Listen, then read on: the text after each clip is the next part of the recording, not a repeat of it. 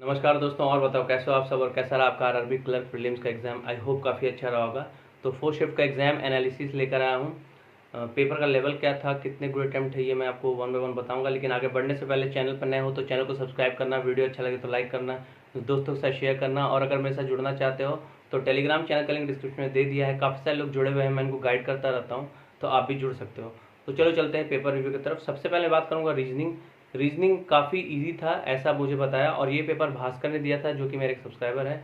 काफ़ी अच्छा अटैम्प्ट रहा उनका, और उन्होंने बोला कि ओवरऑल पेपर जो था वो इजी था। सबसे पहले बात करूँ, अल्फ़ाबेटिकल सीरीज आई थी, 5 क्वेश्चन था उसमें। जैसे अल्फ़ान्यूमेरिक सीरीज आती है उसी तरह अल्फ़ाबेटिकल सीरीज आई थी। उसके बाद 3 डिजिट नंबर सीरीज आई थी, जैसे कि 3-3 डिजिट में बंच में दिए रहते हैं, 5 6 3 4 2 8, इस तरह से जो दिया होता है सीरीज, उसके 5 क्वेश्चन थे। अनसर्टेन नंबर ऑफ पीपल वाले पजल आए थे, 5 क्वेश्चन थे। इसमें टोटल नंबर ऑफ पर्सन उनको याद नहीं था। आप मुझे बताना कमेंट सेक्शन में कि टोटल नंबर ऑफ पर्सन कितने थे अनसर्टेन वाले में। उसके बाद मंथ बेस्ड पजल था जिसमें 7 मंथ दिए हुए थे और 7 लोगों को बैठाना था, ये भी काफ़ी इजी उनको लगा। स्क्वायर बेस्ड पजल था जिसमें 5 क्वेश्चन थे, ये भी उनको ईजी लगा। सिलॉक्स और इनइक्वालिटी से 3-3 या 4-4 क्वेश्चन थे। वर्ड फॉर्मेशन का एक क्वेश्चन था जिसका आंसर उनका CT आया था, CITY। आप मुझे कमेंट में बताना कि आपका भी सेम आंसर आया था कि नहीं।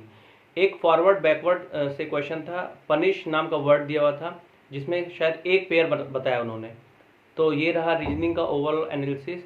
उन्होंने 40 में 40 अटेम्प्ट किया है, और उनका कहना था कि 15 मिनट में उन्होंने 40 क्वेश्चन कर लिया था, जो कि काफ़ी कमेंडेबल है। मुझे नहीं पता इतना इजी था कि नहीं, हो सकता है उनकी प्रैक्टिस बहुत अच्छी होगी या पेपर शायद बहुत ईजी होगा, ये दोनों में कुछ हो सकता है। अब चलते हैं क्वांट की तरफ। क्वांट में 13 क्वेश्चन सिंप्लीफिकेशन के थे।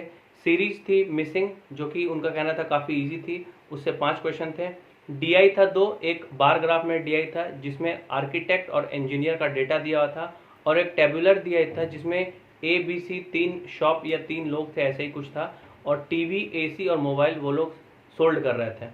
उसके बाद ट्रेन से एक क्वेश्चन था, पूछा गया था कि प्लेटफॉर्म को क्रॉस करने में ट्रेन को कितना टाइम लगेगा, जिसका आंसर 8 सेकंड था। कमेंट सेक्शन बताना कि आपका भी सेम आंसर था कि नहीं।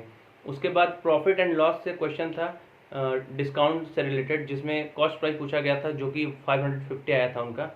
उसके बाद बोट एंड स्ट्रीम से क्वेश्चन था जिसमें पूछा गया था स्टिल वाटर में स्पीड, जो जिसका आंसर उनको याद नहीं था। उसके बाद पार्टनरशिप का एक क्वेश्चन था जिसमें टाइम पूछा गया था, और टाइम उनका 6 मंथ आया था। उसके बाद रेशियो प्रोपोर्शन से एक क्वेश्चन था, बी पूछा गया था शायद उसमें, और उनका 20 आंसर आया था। मेंसुरेशन से एक क्वेश्चन था जिसमें पूछा गया था ब्रेथ ऑफ रेक्टेंगल।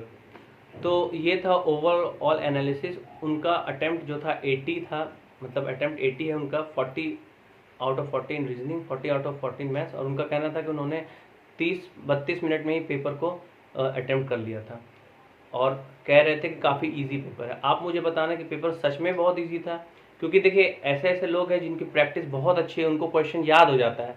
तो सबको ही 30 मिनट में या 35 मिनट में पूरा क्वेश्चन कर लेंगे ऐसा पॉसिबल नहीं है। कुछ कुछ लोग होते हैं जो बहुत ही ज़्यादा प्रैक्टिस कर लेते हैं।